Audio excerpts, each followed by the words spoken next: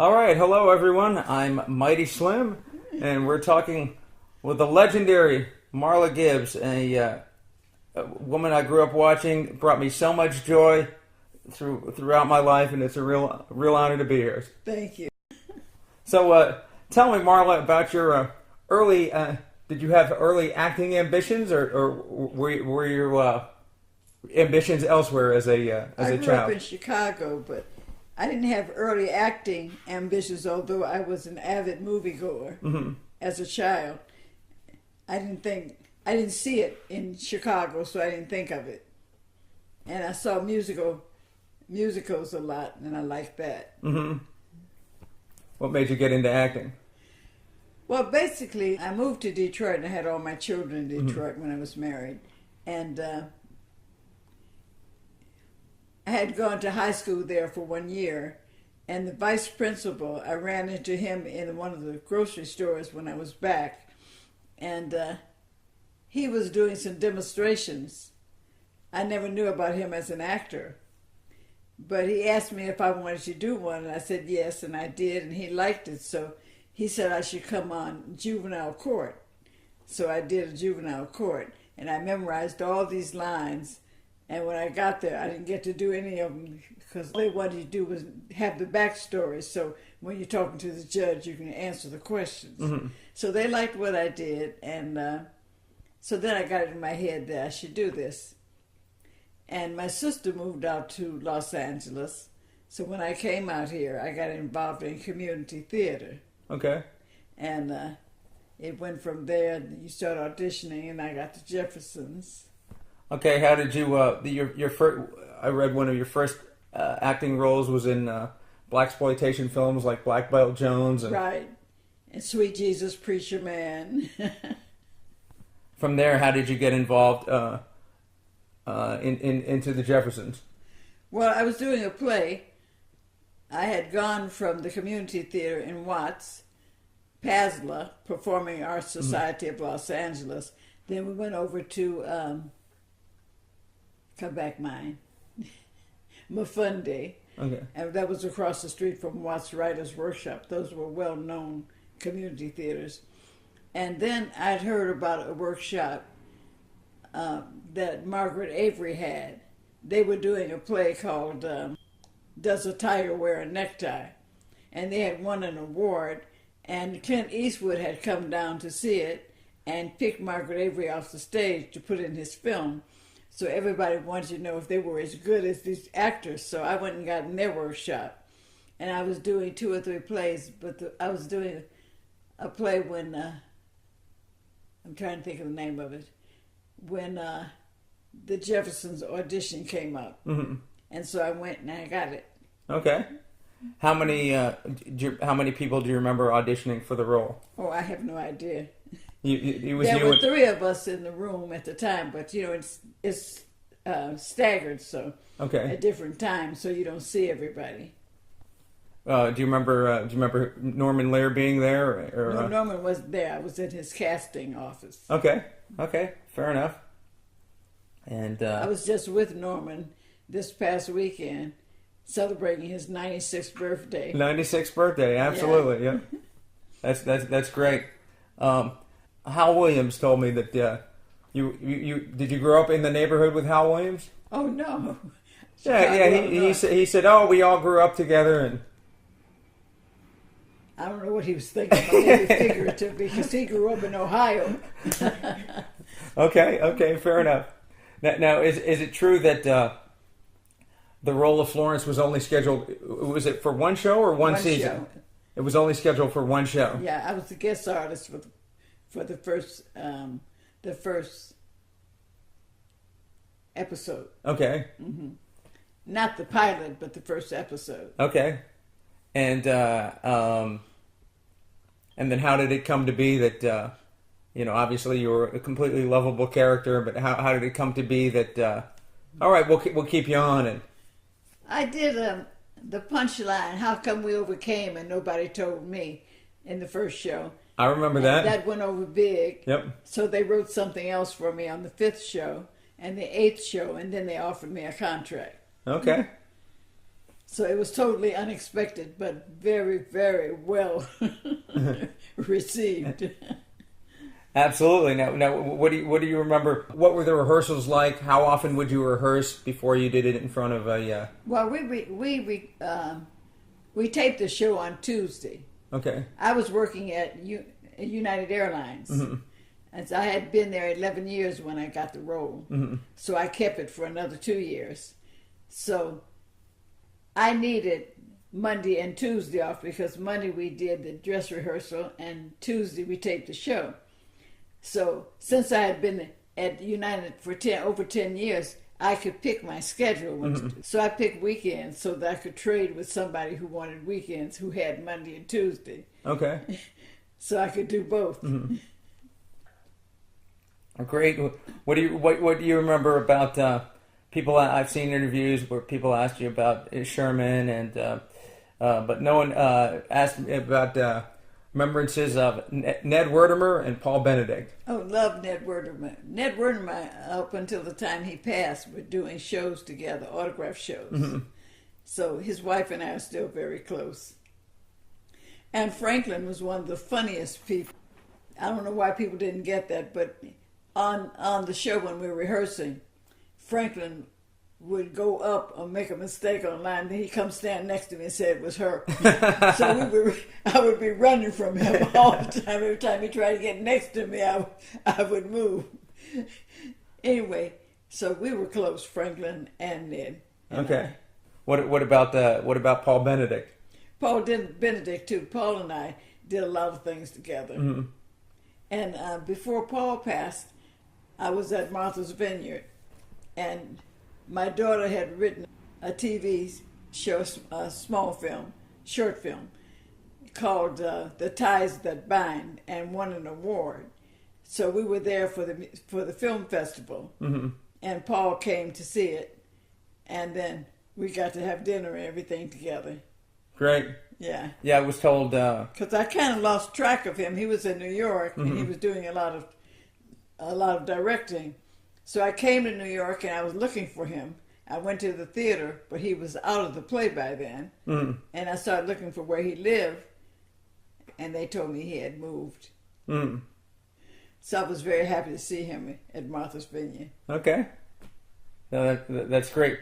Now, how much input did the cast have for changing lines, and also for the guests that came on the show? Well, since I hadn't been on TV, I had been on TV as a guest and doing a little small things, but I had never been on a series, so I didn't know how it went. But at the tape, you do the read, and then the actors go sit down, and the director and the producer stay at the table and discuss. So when we went to the table, all the actors got up after the reading, but I wanted to know what they were going to do, so I stayed at the table. And they were too polite to ask me to leave. So then after a while I started saying, "Excuse me," and started telling them things. Okay. And so that turned into all the actors staying at the table and giving our impression before they went to go over the notes. Okay. Which was really the right thing to do. You get everybody's opinion, how they feel about the lines, and then when you're rewriting, you know what's going on with everybody. So that turned into that. But the actors were saying, you don't stay at the tables. They said, if there's something wrong, they'll see it. I said, I have never seen anybody say that was bad directing, a bad writer. They always say she can't act. I said, they're not going to say that about me. Now, Sherman mentioned once that, and you definitely noticed this when you watched the show, that he started playing George as a nicer character. He said, if I continue to play him as a mean guy, no one's going to like him. Well, Sherman was very, very warm person. He was on the screen. He was an extrovert. In person, he was an introvert. But he he really didn't like calling Franklin hunky. Mm-hmm. You know, and so after a while he said, how long am I have to do this? He said, we're friends. So they took the hunky away. Okay. Yeah. But you definitely you noticed that he sort of had in the 70s episodes, he was sort of an edgier guy, and when it came to the 80s, he was a little more. I mean, he was still the snide, you know. Except with me. Yeah. But I really loved Sherman. Mm-hmm. He really loved me too, and he is a very supportive, very kind actor because he had to be to set me up. I couldn't hit him if he didn't set me up. Sure. So he delighted in setting me up, and I delighted in setting him up to hit me. Well, now, what is your opinion in that same regards on the writing of the 70s episodes versus the 80s episodes?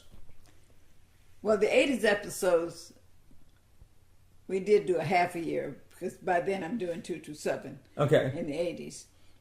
But it grows as anything does. Mm-hmm. You know, as anything happens, as it grows, things change, you know, and everybody changes with it. The writing changes because the characters change and you have to go with them. Sure.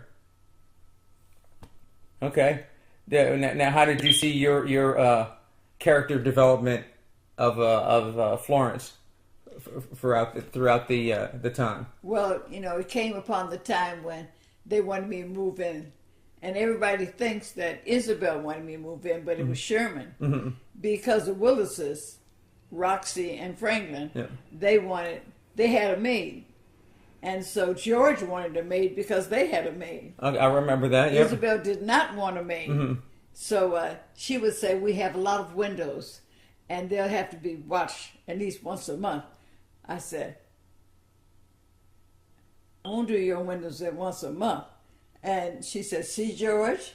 I said, I do your windows every week. And he said, you were hired. So we had a lot of fun with that. Great. Now there were a lot of guest stars on the show from Sammy Davis Jr. to Billy D. Williams. Yes, of course, my scenes was with Billy D. Williams. That became a classic. An absolute classic. I didn't get to work with Sammy though. That was Isabel's. That show was around Isabel and Sammy. Okay.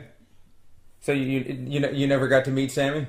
Not on the show. I didn't get to work with him at all. All right. What was I going to say? So who was responsible for bringing the guests on? The writers or? I'm sure the producers. Okay. What do you remember about getting the Pointer Sisters on there? Do you remember working with the Pointer Sisters? I don't remember working with the Pointer Sisters. Okay. I don't remember whether I was in that episode. You were definitely in there and singing with them. Well, tell me about it. But that's definitely what I remember.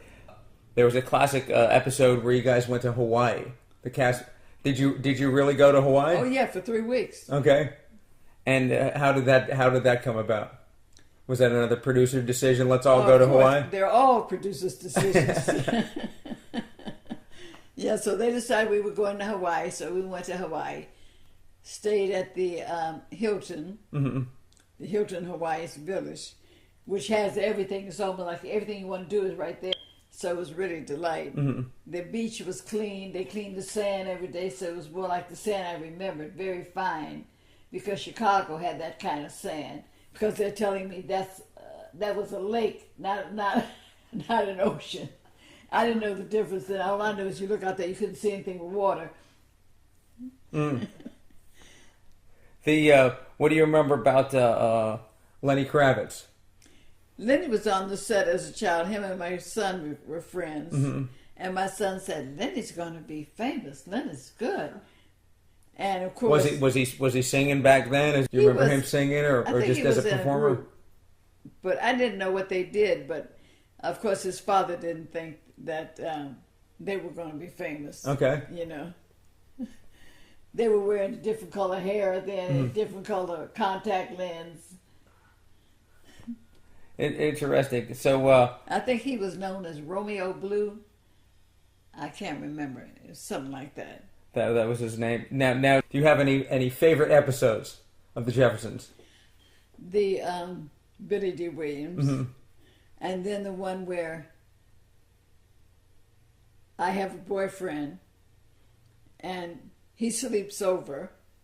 So we had a big argument with the producers over that because I said he can't be in my bedroom. Mm-hmm. They had written him in my bedroom. I said no. So I said, he'll be in the bedroom. I'll sleep on the sofa. Okay. I said, because I want to, if they come out and see me, because it's like late and everybody's in the bed when we come home, so I can't tell them that it's raining terribly outside and he has to sleep over. So if they get up during the night, they'll see me and they'll ask what, and I'll say he's in the bedroom. Of course, they didn't get up till morning. So they thought we were both in the bedroom. So Sherman's telling me my morals were bad and all of that. And we got in a big argument, and I quit.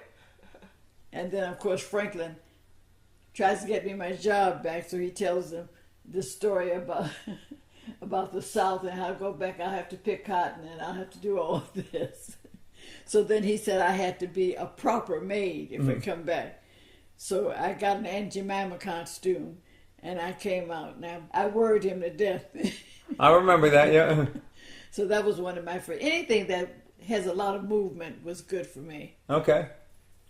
Now, do you remember one of my all-time favorite episodes? And in college, I remember watching The Jeffersons for 2 years straight, hoping this episode would come on, and it never did. Right. And that's the one, it's called Florence's Cousin, where you end up working as a moonlighting at a restaurant called Lou's Weenie World. Yeah. Do you remember that? Do you remember that episode? I do. Okay. I just watched it again, going. You got to see it again. Oh yeah. Out of college, of course.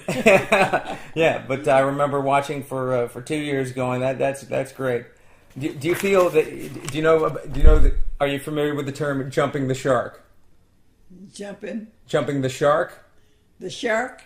Jumping the shark refers to when an episode, something happens in an episode in a series, where all of a sudden, from that point on, it goes downhill. No, it never went down. Okay. As a matter of fact, they came to me and they offered me a spinoff, and I wouldn't take it. I said no. They said this show is only going to be on about another year. So I said no. I said you keep moving us. If you stop moving us, you let people find us, we'll be fine. I guess we weren't in the top 10 then. But I said, if you're not going to help us, just leave us in one spot. Leave us alone.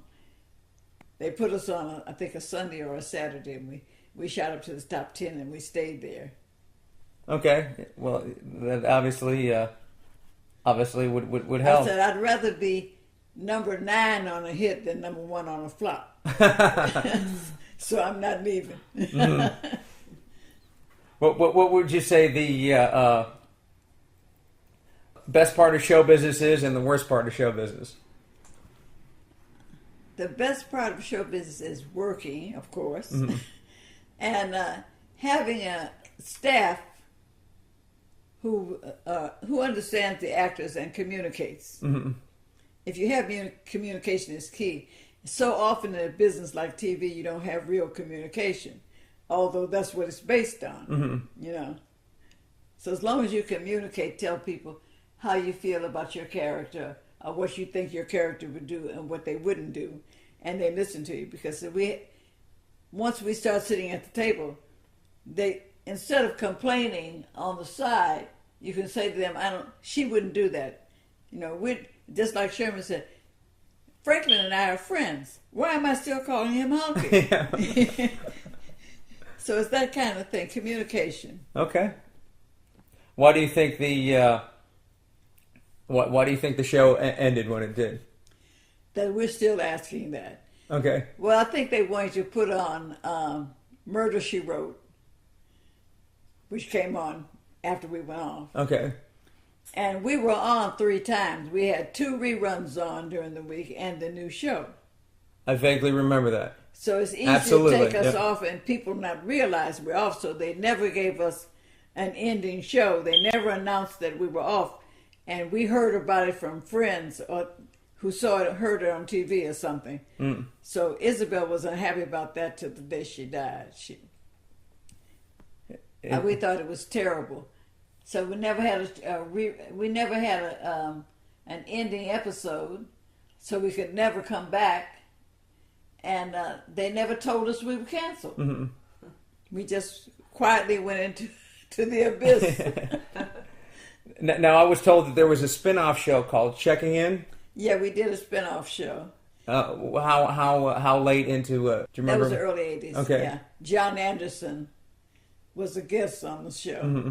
And he had a big hotel. And he liked something that I did. And he wanted me to come to the hotel. And I'm trying to think of what the name. Were you Florence on that show? Yeah. Okay. Mm-hmm. So we only did 4 episodes. Mm-hmm. But it was a good show. And I was told that Ruth Brown was a... Ruth Brown. How did you enjoy, as a singer yourself, working with the legendary Ruth Brown? Oh, we had a good time. And she would sing all the time. Mm-hmm. So I tried to get her on 227. She almost got on 227. Okay. So she kind of cried when she didn't get it. Elena got it. But the network wanted her. But our organization wanted Elena because they felt she was older. Mm-hmm. But you see, God knows how things go because she came up with a show right after that. Ruth did? Yeah. What was her show? I'm trying to think of the name of it. Her and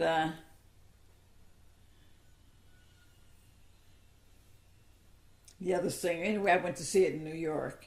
Okay. Yeah, so they were really good. Mm. But see, something was already laid out for her. She didn't know it at the time. So this is a Broadway show, or this was a television Broadway. show? Oh, this is a Broadway show. Okay. Funniest moments you remember with the Jeffersons and off camera? Well, on camera, they're all funny. Okay. And of course, one of the funniest was one I did with Billy D. Williams. Mm-hmm. And Thalmus Rasulala, who wanted to take me to Vegas, and I thought he wanted to spend the night with me, so I didn't want to go. Mm-hmm. But he thought I would be good luck for him. Okay. And so Miss Jefferson talked me into going, so that was a fun one. I definitely remember that one. And then Ned and I played Tom and Helen Willis because they were in an argument with George, and then George had this interracial couple coming over Mm-hmm. that he wanted to get a big deal with you cleaning, and so he wanted to show them that he had interracial friends, and of course he wasn't speaking to them. They weren't speaking to him. Okay. So he made me and Ralph play Helen and play Helen and Tom. Yeah, Helen Okay, and Tom. I remember that. Yep. So that was one of the funniest too. Mm-hmm. What about off camera? Off camera was Sherman. Well, that's on camera too. You can't think of any funny off camera moments? No, Okay. because they all came from on camera. Okay, fair enough. So I was told you were in a show called Sweet Lucy's Love Lounge. Yeah, that's a play. That's a play. Okay. Are you still doing that? Oh no, it's only one night. Oh, it was one night. Okay. Yeah. I was just at a show in down by LAX, and someone said that they saw you in that play. So I have to. Donald Welch is one of Donald Welch's. I've done 3 plays for him. Okay. I played Tina Turner in one of them. I said, "Have you seen Tina Turner's legs?" I said, "Okay, give me some boots."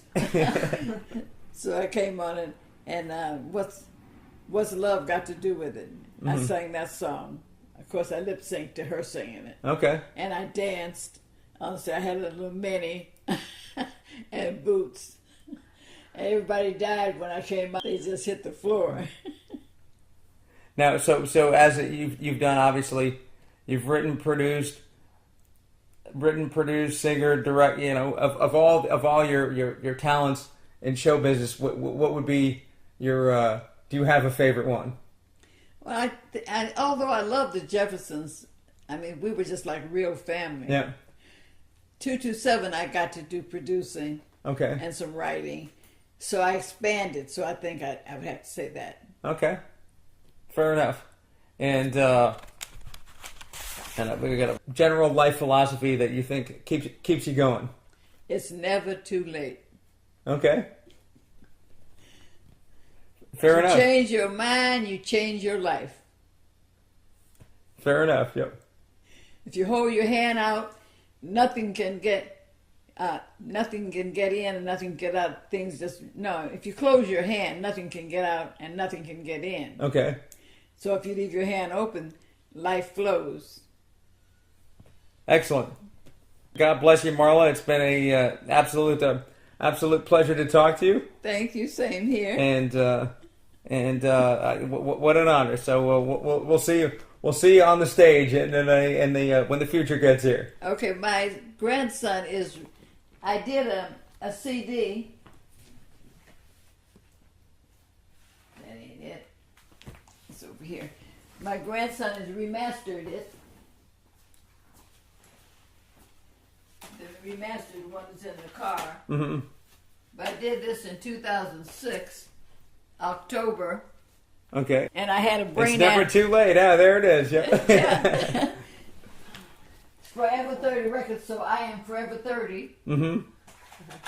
Because we are spiritual beings as well as physical beings. Mm-hmm. And as such, we're ageless and timeless. Okay. So I choose to vibrate on 30. I love it. Excellent. All right. Well, thanks again, and we'll see you when the future gets here. Okay. All right.